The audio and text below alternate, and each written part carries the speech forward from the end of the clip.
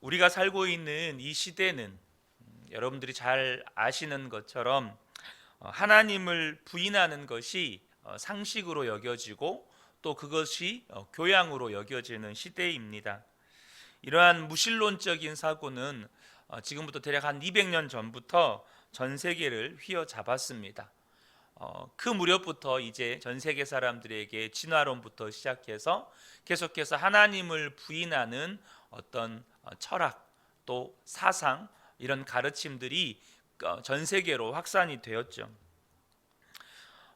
문제는 우리 주변에 예수를 믿는 사람들 가운데도 예수를 믿다가 하나님을 부인하고 떠나가는 사람들이 꽤 많습니다. 그런 사람들을 보면 무신론자들의 입장에서는 더 환호하죠. 그거 봐라, 하나님 안 계시지 않냐. 예수 믿다가도 예수 부인하는 사람들 봐라. 하나님이 어디 계시냐 이렇게 말을 합니다. 레디 알콘이 쓴 악의 문제 바로 알기라는 책을 보면 그렇게 많은 사람들이 하나님을 믿지 않는 이유 혹은 예수님을 믿는 사람들 가운데서도 하나님을 부인하고 돌아서는 그 첫 번째 이유가 하나님이 선하시고 하나님이 사랑이시라면, 사랑이 하나님이시라면 아무 죄도 없는 사람이 고난을 당하고 죽임을 당하는 이유가 무엇이냐는 겁니다. 하나님이 살아계시다면 어떻게 이 세상이 이렇게 악함과 불의가 가득할 수 있느냐는 거예요. 그러니까 차라리 하나님이 안 계시다고 하는 것이 논리적으로 맞다는 것입니다. 만약에 하나님이 계시다면 그런 하나님께 더 화가 난다는 것이죠. 사랑하는 성도 여러분, 이 고난이라고 하는 것은 우리 믿는 사람들에게 있어서 참으로 신비한 것입니다. 이 고난은 내가 하나님의 사람인지 아닌지를 명확하게 구분해주는 시금석과 같다고 할 수 있겠습니다. 하나님의 사람은 하나님의 영, 성령님이 그 속에 들어와 있는 사람입니다. 예수님이 나를 위해서 죽으셨다는 것, 그래서 내 죄가 사함받고 우리의 옛 자아가 예수님과 함께 죽고 예수님의 영이 내 안에 들어와 계시다는 것을 믿는 사람이죠. 그래서 하나님의 영이신 성령님이 내 안에 있는 사람들은 고난을 당할 때 하나님께 더 가까이 나아가게 됩니다. 반대로 하나님의 영 성령님이 없는 사람은 이유를 알기 어려운 고난을 만나게 되면 하나님을 부인하고 떠나가게 된다는 것이죠. 오늘 시편 22편은 고난당한 다윗을 소개합니다. 우리가 지금 앞서도 계속해서 다윗의 시편을 많이 나누는데 참 다윗의 삶에 고난이 많은 것을 볼 수 있습니다. 오늘 본문에서는 다윗이 무슨 고난을 당하는지 알 수는 없습니다. 하지만 다윗이 그 고난으로 말미암아 얼마나 고통이 심했는지 자신의 고통을 크게 세 가지로 지금 기록하고 있습니다. 첫 번째는 뭐냐면 하나님이 나를 버리셨다고 여길 만큼의 고통입니다. 1절을 보겠습니다. 내 하나님이여 내 하나님이여 어찌 나를 버리셨나이까 어찌 나를 멀리하여 돕지 아니하시오며 내 신음소리를 듣지 아니하시나이까. 그러니까 하나님이 나를 버린 것과 같은 고통이 다윗에게 지금 임한 것입니다. 두 번째 고통은 1절 하반절에도 소개가 되어 있지만 아무리 하나님께 기도를 해도 하나님이 침묵하신다는 겁니다.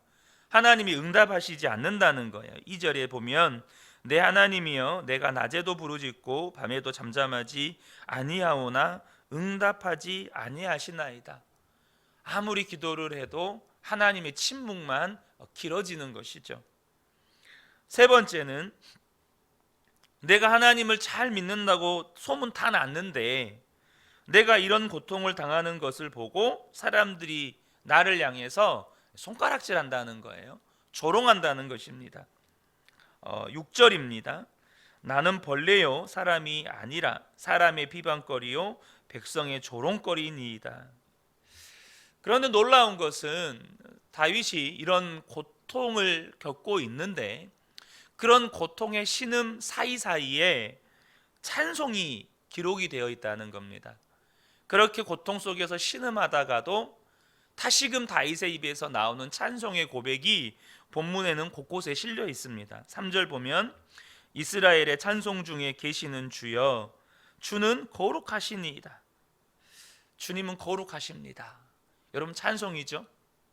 우리가 주일날 마지막 찬양 우리 주 하나님 찬양할 때 거룩 거룩 거룩하다 거룩하다 주 하나님 이 고백하잖아요. 지금 다윗이 주님은 거룩하십니다 이렇게 찬양으로 고백하고 있습니다. 22절을 보면 내가 주의 이름을 형제에게 선포하고 회중 가운데에서 주를 찬송하리이다. 그런 고통 속에서도 수많은 사람들을 향해서 주님을 찬송하는 겁니다. 주님의 이름을 선포하는 겁니다. 26절에도 보면 겸손한 자는 먹고 배부를 것이며 여호와를 찾는 자는 그를 찬송할지어다. 그의 너희 마음은 영원히 살지어다. 여러분 우리 다윗의 시편 22편을 우리는 어떻게 이해해야 하는 것입니까? 다윗은 지금 고통 속에서 너무나도 괴로워하고 있습니다. 그런데 그 고통 속에서도 그 고통의 신음 속에서도 그 고통 사이사이에서 터져나오는 찬송을 무엇으로 설명을 해야 하느냐는 겁니다.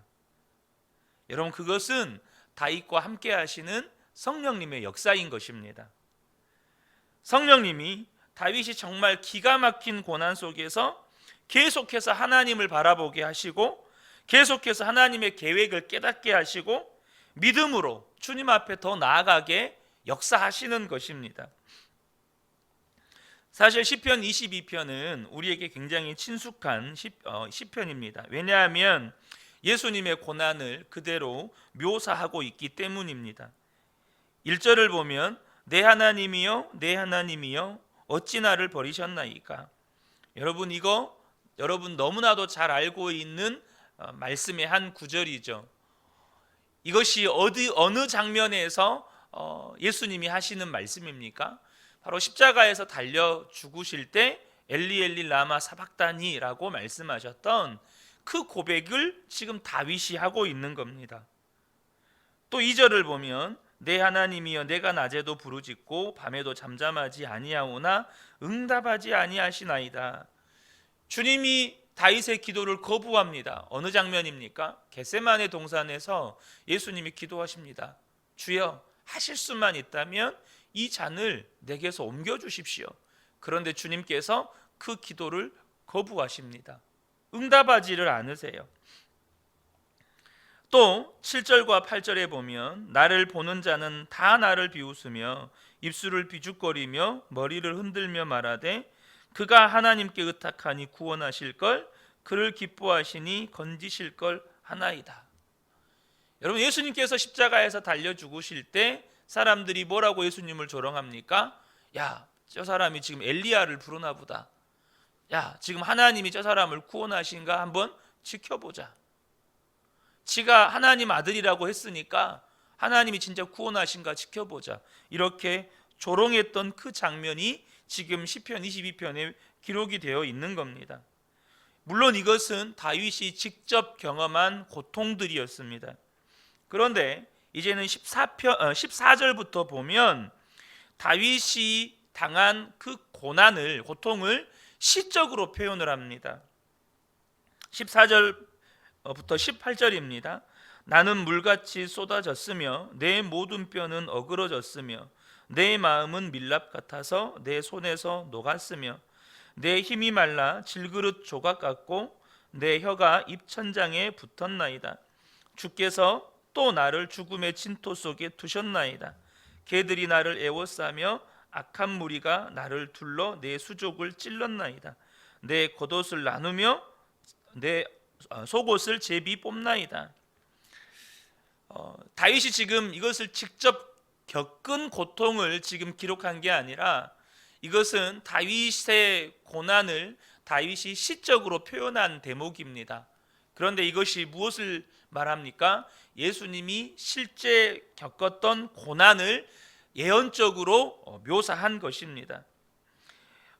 실제 다윗이 이런 고통을 겪은 것은 아니지만 예수님이 십자가에서 받으실 고난을 다윗이 시적인 표현으로 이렇게 표현할 때 자신은 그와 유사한 고난을 예표로 겪은 것이죠. 그런데 여러분, 하나님이 왜 이렇게 하셨느냐는 겁니다.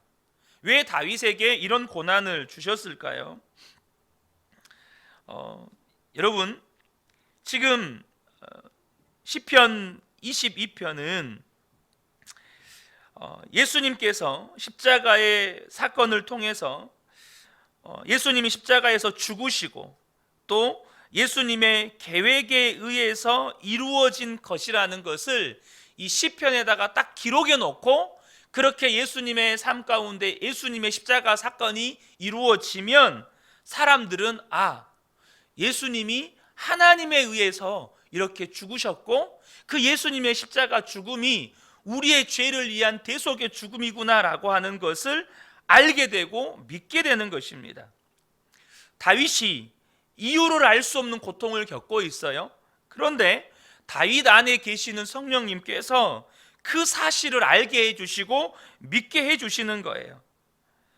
지금 그런 상황에서 다윗이 믿음을 가지고 나아갈 수 있도록 성령님께서 도와주고 계시는 것입니다. 성령님께서 다윗 안에서 역사하고 계시지 않으면 다윗이 어떻게 이런 고백을 할 수 있느냐는 거죠. 베드로전서 1장 8절에서 11절을 보면 표준세 번역 성경을 읽어드리겠습니다. 여러분은 그리스도를 본 일이 없으면서도 사랑하며 지금 그를 보지 못하면서도 믿으며 말로 다 알 수 없는 즐거움과 영광을 누리면서 기뻐하고 있습니다. 여러분은 믿음의 목표 곧 여러분의 영혼의 구원을 받고 있는 것입니다.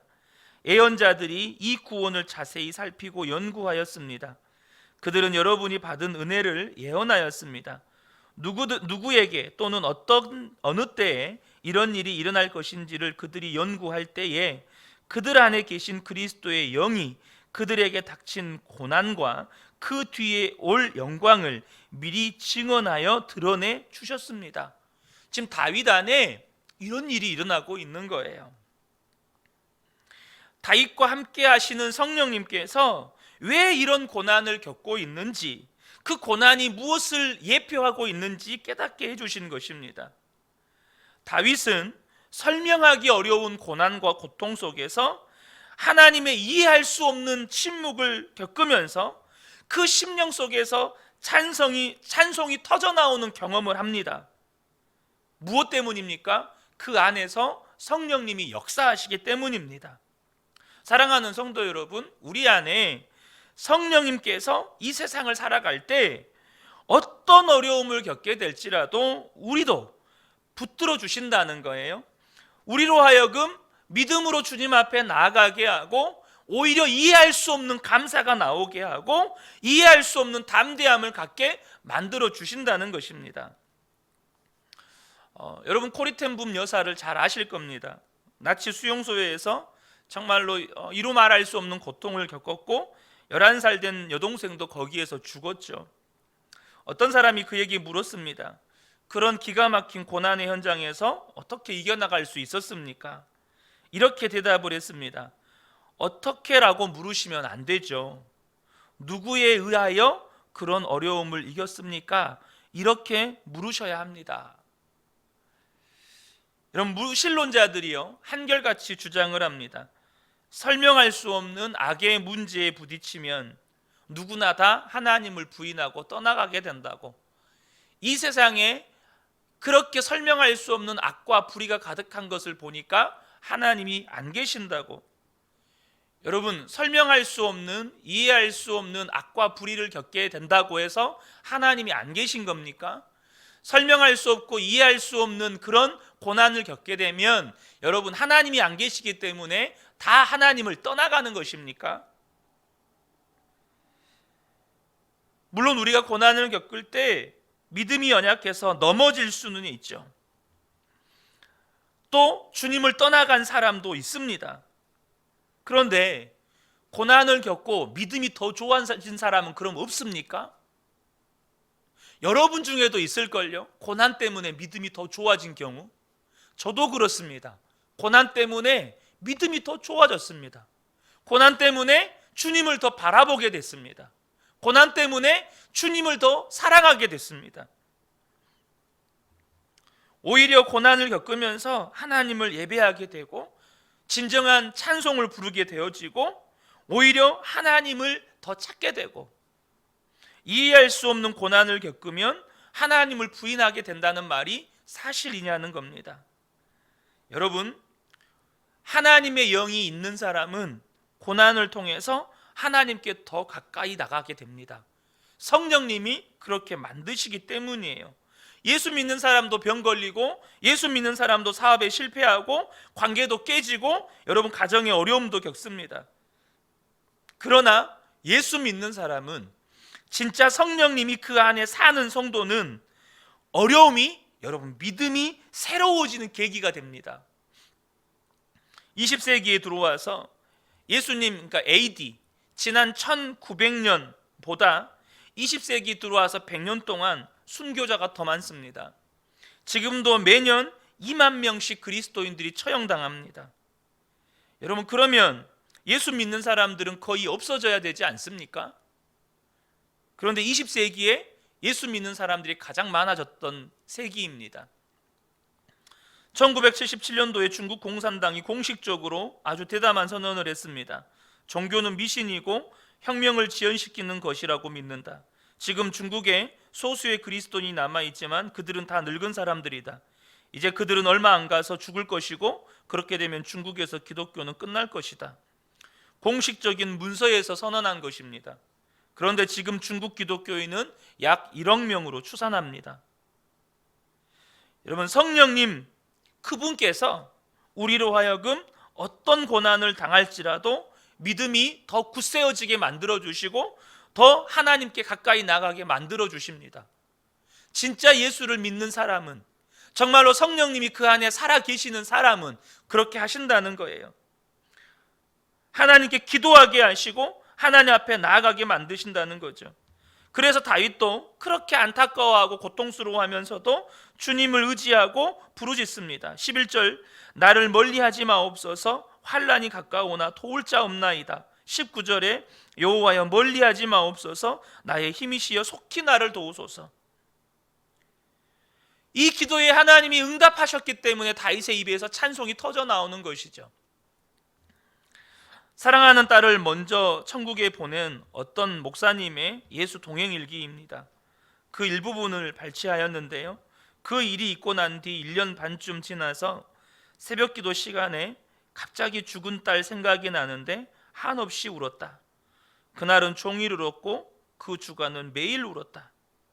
그날 하나님은 나에게 이렇게 물으셨다. 마음이 괴롭지? 네 딸이 잊혀지지 않지? 네 하나님, 이제 내 마음을 알겠니? 당황하였다. 무슨 뜻입니까 주님? 나도 십자가에서 나의 사랑하는 아들을 잃었단다. 그 목사님은 통곡하셨습니다. 독생자를 보내신 아버지의 심정이 그 전에는 몰랐다는 것이에요. 그런데 이제는 딸을 잃고 나니까 알겠더라는 것입니다. 여러분, 고난은요, 정말로 예수를 믿는 것이 분명하다면 우리 안에 계시는 성령님이 고난 속에서 주님을 더 바라보게 만들어주시고 주님을 더 사랑하게 만들어주시고 주님을 더 의지하게 만들어주십니다. 여러분 안에 예수님이 계신 것이 분명하다면, 성령님이 계신 것이 분명하다면 이해하기 어려운 고난 속에서도 우리로 하여금 주님을 바라보게 만들어주십니다. 기도하게 하시고 찬송이 터져나오게 하십니다. 사랑하는 성도 여러분, 그 주님 붙잡고 오늘 하루를 살아내시기를 축복합니다. 그 주님 바라보면서 오늘 하루를 믿음으로 살아내시기를 축복합니다. 그래서 저와 여러분의 오늘 하루의 삶도 주님과 친밀히 동행하는 삶이 되시기를 주님의 이름으로 축복합니다. 아멘.